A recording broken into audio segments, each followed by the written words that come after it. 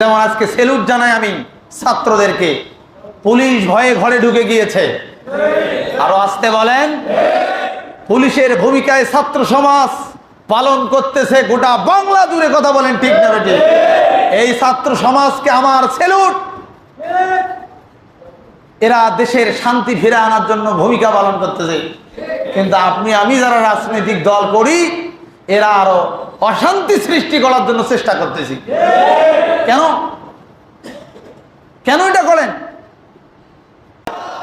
যারা বৈষম্য বিরোধী ছাত্র আন্দোলনের নেতৃত্ব দিয়ে আন্দোলন পরিচালনা করেছিলেন তাদের মধ্যে একজন অগ্রণী ভূমিকা পালনকারী সারজিদ আলম, তিনি একটি স্ট্যাটাস দিয়েছিলেন যে আগামীর বাংলাদেশের সংবিধান হবে কোরআনের সংবিধান,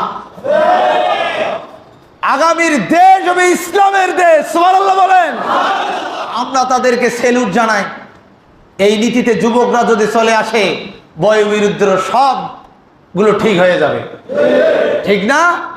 দেখেন যুবকরা গা ঝাড়া দিয়েছে, যুবকদের গায়ে ঝাড়া বিরুদ্ধরাও রাজপথে নেমে পড়েছে। যুবকরা যখন কোরআনের আইন যাবে, যত নাস্তিক মোরতাদ সে দেশ থাকে পালাতে বাধ্য হবে, কথা বলেন ঠিক না? কোরআনের আইন তখন মসনদে কায়েম হয়ে যাবে ইনশাআল্লাহ। আল্লাহ যেন সে সুযোগ আমাদেরকে দান করে, বলে আমিন।